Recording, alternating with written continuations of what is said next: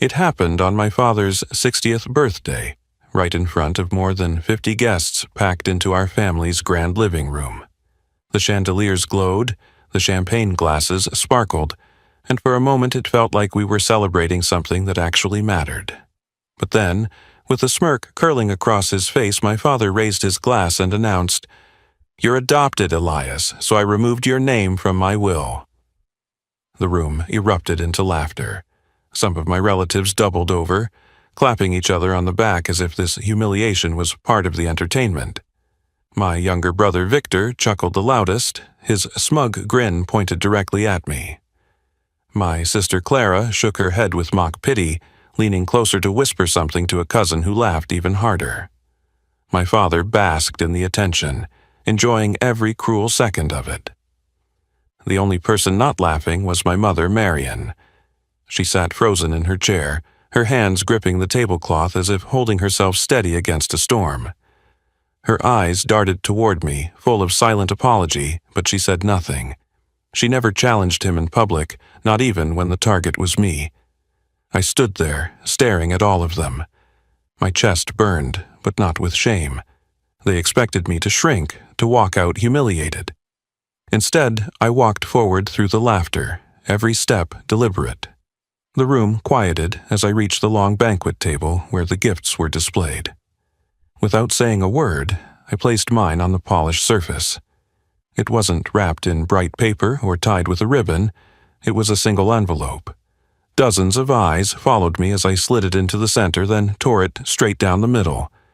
The paper ripped clean in my hands. I kept tearing until the pieces were nothing more than scraps scattered across the tablecloth. Then I stepped back, my face calm, while the silence of confusion spread across the room. "What the hell was that?" my father barked, suddenly unsure.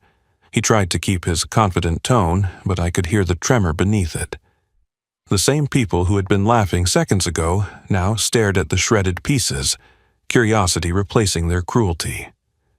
I looked him in the eye and answered in a voice steady enough for everyone to hear. "That was my gift to you." I grew up in a house where wealth was measured not just by money, but by pride, appearances, and bloodlines. My father, Richard, built his reputation on those values. To the outside world, he was a successful businessman, a man who had built his empire with determination and clever deals. To me, he was a man who never let me forget that I was adopted. When I was younger, I tried to ignore the way he treated me compared to my siblings. My brother Victor, 2 years younger than me, carried my father's sharp jawline and confident stride. My sister Clara, older by 3 years, had inherited my father's cunning smile and his way of commanding a room. They were his pride. He loved introducing them at parties, praising their achievements and boasting about their bright futures. With me, things were different. He never introduced me as his son. When he had to, he would emphasize the word adopted, as if it were a warning label.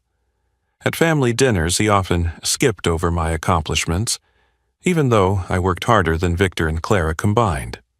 When I received a scholarship for college, he congratulated me with the same dry tone he used when thanking the waiter for refilling his wine glass. My mother, Marian, was the only anchor I had in that house. She was gentle, soft-spoken, and always tried to shield me from the sharp edges of my father's cruelty. She was not my biological mother either, but she never let me feel like an outsider. She would slip into my room at night when I was younger, sit on the edge of my bed, and whisper, "You are mine, Elias. Blood has nothing to do with it." Those words carried me through years of being overlooked, ridiculed, and treated as though I did not belong. But no matter how strong I tried to be, it still stung to sit at the dinner table and watch my father beam at Victor's careless jokes while barely acknowledging my presence. It cut deep when Clara would win a local debate competition and he would host a toast in her honor, while my own achievements in business school went unnoticed. By the time I reached my 30s, I had stopped expecting anything from him. I had built my own career, invested wisely, and made a life for myself without leaning on his wealth or influence. I did not want his money. I only wanted his respect. A sliver of recognition that I was more than just the outsider he enjoyed mocking. When the invitation for his 60th birthday arrived, I almost ignored it. It was written in Clara's polished handwriting, embossed with gold letters and dripping with the kind of extravagance that had always defined our family gatherings. The party was to be held at the family estate, a mansion that stood as Richard's monument to his success. The guest list included extended family, old friends, and business partners. It was not just a birthday party, it was a performance. I hesitated, but Marian called me personally. "Please come, Elias," she said softly. "It would mean the world to me to have you there. Your father, well, he is set in his ways, but you are still his son, no matter what he says. Just be there for me." Her voice carried a weight I could not ignore. She had been my protector for as long as I could remember, and if she asked this of me, I would go. I promised myself I would stay calm no matter what my father threw at me. On the day of the party, I arrived early. The house glowed with chandeliers. Waiters in crisp uniforms glided across the floor with trays of champagne, and laughter already filled the rooms. I walked past portraits of Richard, oil paintings of him, shaking hands with politicians, posing in front of his first company, and smiling with Victor and Clara at milestones. Not one photograph on those walls included me. Marian greeted me at the door. She hugged me tightly, her perfume carrying the familiar scent of lavender. "You look handsome," she said with pride, adjusting my tie as if I were still a boy. Behind her, I could see Richard speaking with Victor near the bar. His booming laugh filled the room. Clara stood close by, sipping champagne, her sharp eyes scanning the guests like a hawk searching for prey. Marian whispered, "Promise me, Elias, that you will not let him get under your skin tonight. Just smile, nod, and let the evening pass." For me, I nodded, though a part of me knew that no matter how much I tried to avoid it, my father would find a way to make me the target of his cruelty. That was the role he had written for me in this family drama, and he played his part with relish. As the evening went on, I mingled politely, exchanged handshakes, and listened to the hollow compliments of relatives who barely knew me. The air smelled of expensive wine and roasted lamb, but beneath the surface it reeked of something else: power, control, and the constant reminder that this was Richard's stage, and we were all there to applaud him. I carried a small envelope in my pocket, my gift for my father. Unlike the luxury watches and rare wines piled high on the gift table, mine was simple, understated, but more valuable than anything else in the room. I had chosen it carefully, not out of obligation, but out of respect. Despite everything, I had wanted to give him something that mattered. As I stood there watching him hold court with his friends, basking in the glow of his self-importance, I felt the weight of that envelope pressing against my chest. I did not know then how quickly everything would change, or how that simple piece of paper would bring his empire of arrogance crashing down in front of everyone he sought to impress. The speeches began after dinner. The waiters cleared the plates, the clinking of silverware faded, and the room quieted in anticipation. Everyone knew that my father loved nothing more than holding the spotlight, and his birthday was the perfect excuse. He stood near the head of the long banquet table, his glass raised high, his chest puffed out as if the entire night had been built around his greatness. He tapped the glass lightly, silencing the scattered whispers and laughter. 60 years, he began, his voice carrying the confidence of a man used to being listened to. 60 years of hard work, of building a family, of creating a legacy worth remembering. The guests clapped politely, nodding with admiration. Some raised their glasses in return, already caught up in his rhythm. Victor leaned back in his chair, grinning, proud to be seated closest to him. Clara rested a hand on his shoulder, eyes shining as though she were basking in borrowed glory. Marian sat stiffly, her smile thin and brittle, like glass on the verge of shattering. My father's speech rolled on, filled with stories about his early business ventures, his triumphs over competitors, and his determination to leave behind an empire that would endure long after him. Each story was punctuated by laughter from the audience and approving nods from relatives eager to stay in his good graces. Then his tone shifted. He lowered his glass slightly and smirked. "But what is legacy without blood?" His words were sharp, designed to pierce. He let them hang in the air before continuing. "A man's legacy belongs to his children, those who carry his name, his spirit, and most importantly, his blood." A ripple of agreement spread through the room, heads nodding, smiles widening. My stomach tightened. I knew where this was going. He turned his eyes on me, locking me in his gaze like a hunter cornering prey. Which brings me to a decision I have made. He paused for effect, relishing the silence, then declared with cruel satisfaction, "My adopted son, Elias, will not be included in my will. Legacy cannot be passed through paperwork. It must run in the blood." For a second, the room went silent. Then the laughter came, loud, cruel, unrestrained. Guests chuckled into their glasses. A few slapped the table as if it were the funniest thing they had ever heard. Victor laughed the hardest, clapping his father on the back and saying loudly, "Good one, Dad." "About time you made it clear," Clara smirked and shook her head as though she had always expected this outcome. Heat rushed to my face, but not from shame. It was anger, hot and steady, burning through me. I watched them laugh at me, laugh at the life I had lived in this family, laugh at the years I had tried to prove myself. My fists clenched under the table, but I refused to give them what they wanted. They wanted me humiliated. They wanted me broken. Marion did not laugh. She sat frozen, her hand gripping the stem of her wineglass so tightly I thought it might snap. Her eyes filled with tears, but she kept them down, refusing to let them spill in front of the crowd.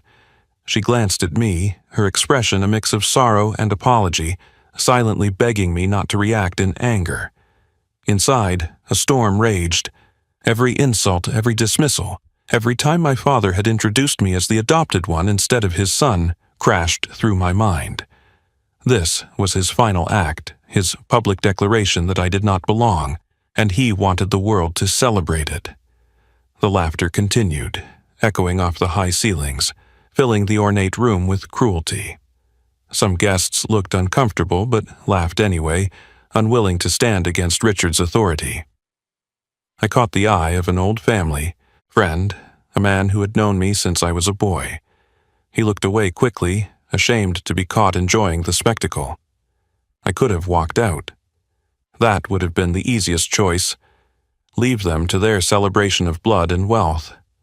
Let them believe they had pushed me aside for good. But something inside me hardened. I would not leave quietly, not tonight. I pushed my chair back and stood. The laughter faltered as I walked toward the long banquet table where the gifts were piled high. My footsteps echoed in the sudden hush. Conversations died mid-sentence. Even Victor stopped laughing, his grin slipping as he watched me. My father raised his chin, trying to look unbothered, but I saw the flicker of uncertainty in his eyes. "And where do you think you're going?" he called out, his voice still mocking, but thinner now, strained under the weight of the silence pressing down on the room. I ignored him. My focus was on the small envelope in my hand, the gift I had brought for him. It was plain, unadorned, but it carried more value than any of the extravagant presents stacked on the table. I set it down carefully in the center, the sound of paper against wood unnaturally loud in the stillness. Dozens of eyes followed me as I straightened. Without a word, I took the envelope, held it up high so everyone could see it, and then tore it cleanly down the middle. Gasps rose from the crowd. I kept tearing, splitting the paper into smaller and smaller pieces, letting them fall like snow across the polished surface of the table. When I finished, I let the scraps scatter from my hands and turned back to face my father. The laughter was gone now, replaced by whispers of confusion. Richard's smirk had vanished. His jaw tightened, his eyes narrowing as he tried to understand what I had just destroyed. "What was that?" he demanded, his voice sharp, edged with the first signs of fear. What the hell did you just tear up in front of everyone?" I met his gaze, and for the first time in my life, I felt no fear of him. My voice was steady, clear enough for every guest in the room to hear. "That was my gift to you." A heavy silence followed. The same people who had laughed at me minutes earlier now leaned forward in curiosity, wondering what they had just witnessed.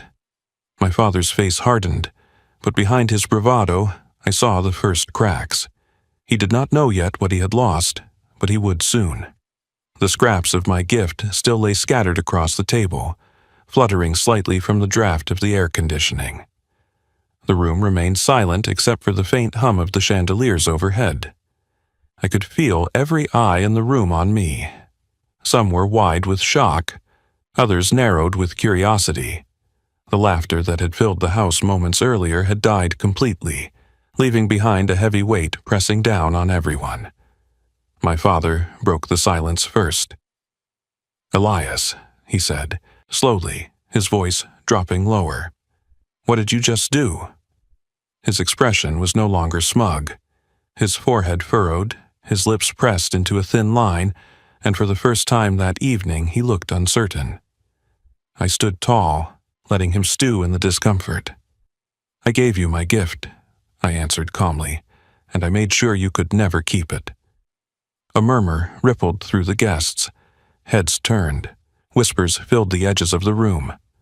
People shifted in their chairs, their curiosity sharp, hungry to know what I had meant. Victor leaned forward, scoffing loudly to cover his unease. "Oh, please," he sneered. "What could you possibly give that would matter here?" "Dad doesn't need anything from you.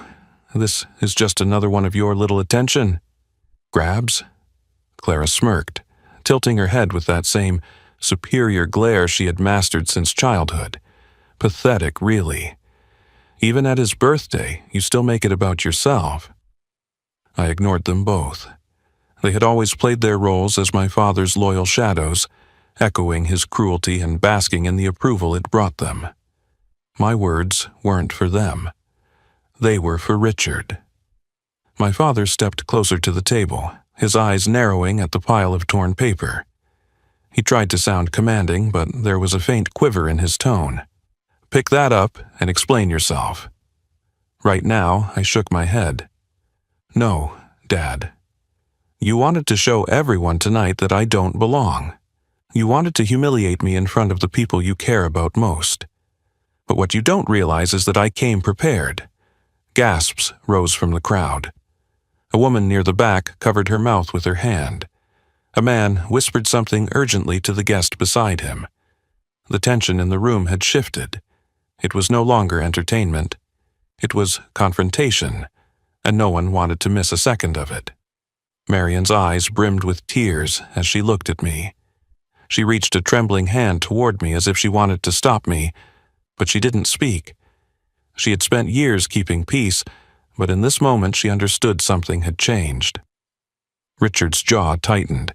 "Prepared for what?" he demanded. I met his gaze without flinching. "Prepared for you. Prepared for this night. You can laugh, you can cut me out of your will, you can tell the world that blood is everything, but you cannot erase what I just destroyed." A fresh wave of murmurs surged through the room. Victor frowned, finally beginning to sense that something was wrong. "What was in that envelope?" he asked, his voice less certain now. I let the silence stretch, watching the unease spread like fire through the crowd. My father's friends, once smiling and laughing at his jokes, now leaned forward in their chairs, anxious to see the truth revealed. Business partners shifted uncomfortably, aware that this spectacle was not the image of control Richard had hoped to project. "Finally," I said, "that was a legal document. A transfer of ownership. Something valuable, something you would have cherished. Something I wanted you to have." I paused, locking eyes with my father. But I tore it up, and with it, I tore away the only gift in this room that truly mattered. The color drained slightly from his face. He took a step closer to the table, staring down at the shreds as if he might recognize the document simply from the paper stock. His hand twitched, itching to scoop up the pieces, but his pride held him back in front of his guests. Victor's voice cracked as he pressed, "What property? What was it?" His bravado was slipping. He looked from me to our father, realizing for the first time that he might not be the favored child in every way that mattered. Clara crossed her arms, trying to maintain her composure. "He's bluffing." It was nothing. He probably staged this just for drama, but her eyes betrayed her doubt. Richard turned back to me, his voice hoarse now. "Tell me what you destroyed. Tell me right now." I shook my head again, my voice calm but firm. "You'll find out soon enough. But not because I tell you. Because you'll see it for yourself when you put those pieces together." The tension in the room reached its peak. Some guests shifted uncomfortably, clearly eager to leave but too captivated to walk away. Others leaned forward, their faces lit with anticipation as if they were watching a play reach its climax. Richard finally snapped. He lunged toward the table, sweeping the scraps into his hands. His movements were frantic, almost desperate. He barked orders at Victor and Clara. "Help me. Find the rest." Now Victor scrambled to obey, bending to pick up the pieces that had fallen to the floor. Clara hesitated, looking around at the guests, embarrassed by the spectacle, but even she crouched down to collect scraps. As they worked, Marion rose quietly from her seat. She walked to my side, her hand brushing my arm gently. Her whisper was barely audible, but I heard it as clearly as if she had shouted, "You are not the weak one here." You never were. I felt a steady strength rise in me. For years, I had been treated as the outsider, the unworthy son. But now, in front of everyone, the balance of power was shifting. My father was no longer the man in control. He was the one scrambling, desperate to piece together what I had torn apart. The guests watched in stunned silence as the mighty Richard, the man who had spent his life commanding respect, bent over a pile of torn paper, his hands shaking as he tried to tape it back together. He had turned my humiliation into his own, and I knew in that moment that whatever came next would not just change how he saw me, it would change everything. My father's hands trembled as he pressed the scraps of paper flat against the table. Victor hovered close, holding a strip of clear tape, frantically trying to piece together the edges.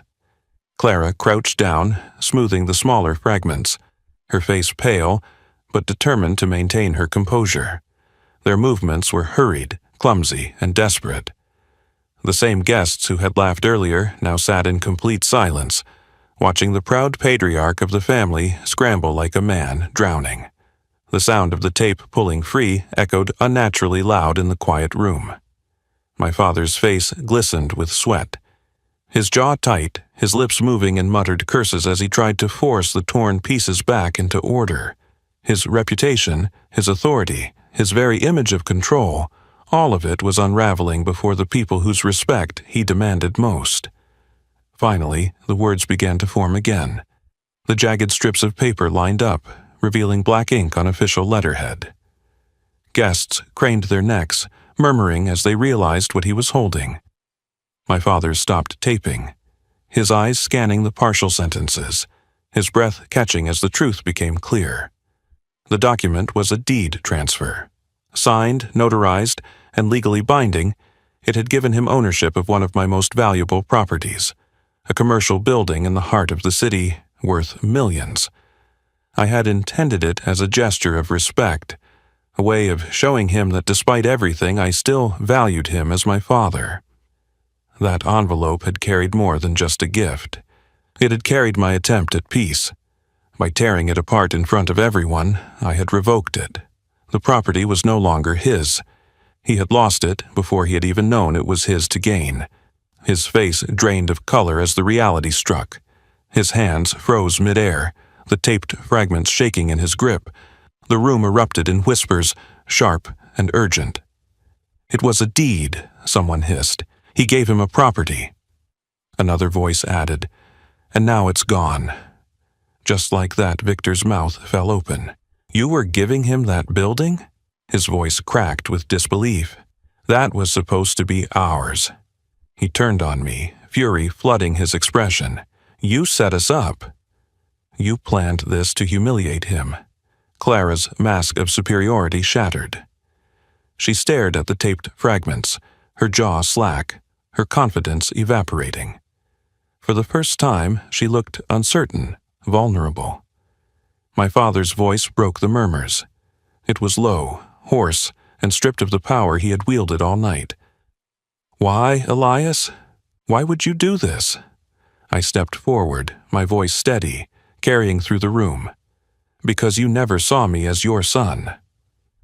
Tonight, you wanted to make that public. You wanted to cut me out of your will as if I had never been part of this family.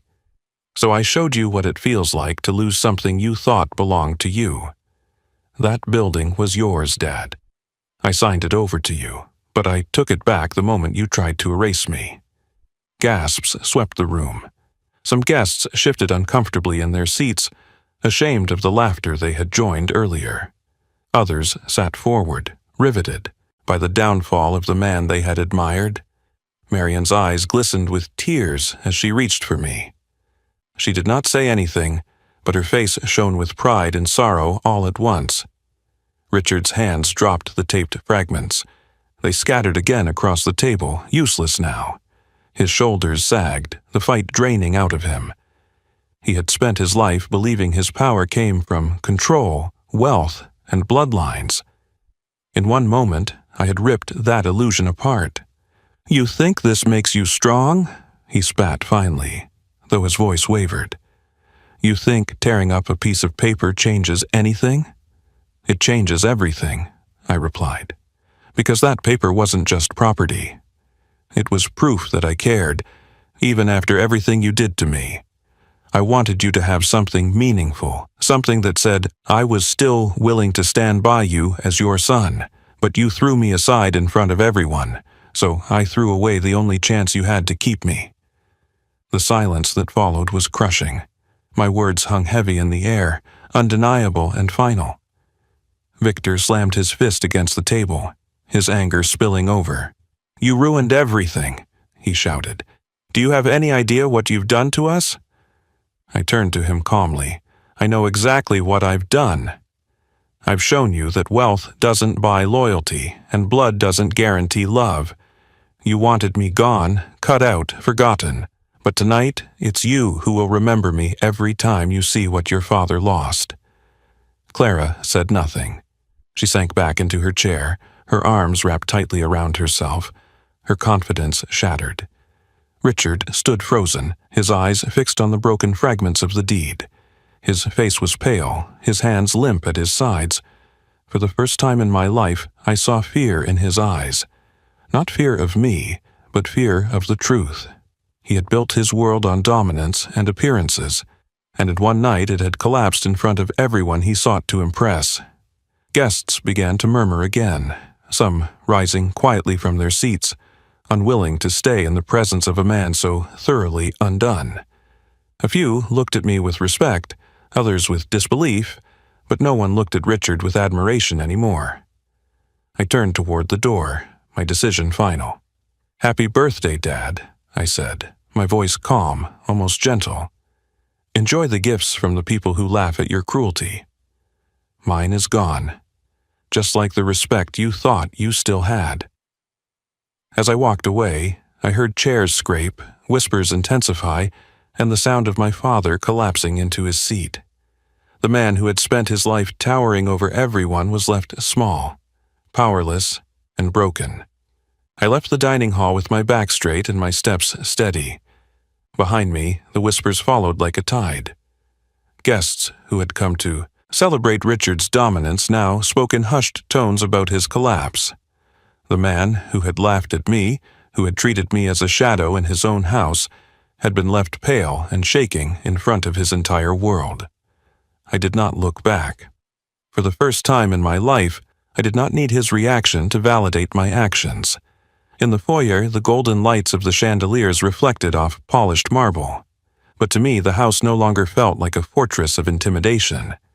It was only a building, a shell of Richard's ego, Marian's soft footsteps followed behind me. She caught my arm, her voice trembling but firm. "Elias," she whispered, "I am so proud of you. I wish it had not come to this, but you finally showed him who you are."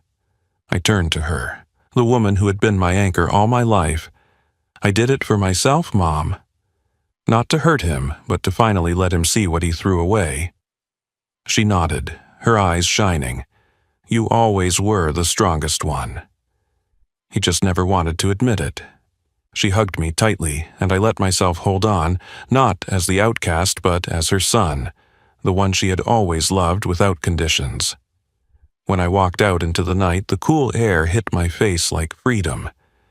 The estate behind me still glowed with lights, but inside, the party was already falling apart. I knew the stories would spread. The guests would not remember the food or the expensive wine. They would remember Richard scrambling over scraps of paper, his pride torn apart as easily as the deed itself. In the days that followed, the phone calls began. Some relatives reached out, their voices dripping with false sympathy. "Elias, you shouldn't have done that in front of everyone," one aunt said, as though my father's public humiliation of me had been acceptable, but my response had not. I ended those calls quickly. I no longer needed approval from people who had joined in the laughter. Others called with respect, voices low, almost reverent. "You did what no one else could," one of my father's old business partners told me. "You stood up to him. You made him human." They admired the strength I had shown, though I knew admiration was never my goal. I had wanted peace, but if peace was impossible, then truth would have to be enough. Victor avoided me completely. I heard from distant relatives that he had been raging ever since, furious that I had cost him and Clara what he believed was rightfully theirs. To him, the deed represented not just wealth, but status, another inheritance stolen by the brother he never considered equal. Clara, on the other hand, sent a single message. It read, "You made your point. Don't come back here again." I smiled when I read it. I had no intention of returning. My father never called. Weeks passed, then months, and not a word came from him. I knew his pride would not allow him to admit what he had lost. He had built his life on control, and I had shattered that illusion in front of the only audience he cared about. He would rather stew in silence than face me again, but Marian visited me quietly one afternoon. She brought a basket of fresh bread she had baked herself, the same way she used to when I was a boy. She sat at my kitchen table, her hands folded, her face soft with both sadness and peace. "He is not the same," she said. "He sits in his study most nights, staring at the walls. He is not angry, he is smaller. Like the weight of his own choices finally caught up with him." I listened quietly. Part of me felt pity, but another part knew it was not my responsibility to carry his regrets. "He wanted me to be nothing," I said. "Instead, he showed everyone what he truly is." Marian reached for my hand. "You are more than his son. You are your own man, and you proved it without lifting your voice, without lowering yourself to his cruelty. That is what makes you different." Her words stayed with me. For years, I had believed strength meant enduring his scorn, waiting for recognition that never came. But real strength was walking away from his shadow and building a life where my worth did not depend on his approval. In time, I invested more into my own ventures, expanding my businesses and creating opportunities for people who, like me, had once been overlooked. I mentored young men and women who had been told they did not belong, reminding them that family and worth are not defined by bloodlines but by choices and character. Every time I saw one of them succeed, I felt a pride that my father could never understand. The memory of that night never faded. Sometimes I replayed it in my mind, not with bitterness but with clarity. I remembered the cruel laughter, the smug faces of Victor and Clara, the silence of the guests who refused to stand with me. And I remembered how quickly it all changed when I stood my ground and let my actions speak louder than their scorn. The lesson was simple, but it carried the weight of a lifetime. Family is not defined by who claims you in their will or whose blood runs in your veins. Family is defined by who loves you, who respects you, and who stands by you when the world tries to push you aside. I had that in Marion. I had that in myself. That was enough. On the day of my father's next birthday, I did not attend. I spent the evening with friends who had become my chosen family, people who valued me for who I was, not what I could give them. We laughed freely, not at anyone's expense but in joy and gratitude. And as the candles burned low, I realized I no longer carried the weight of his rejection. That night, I finally understood.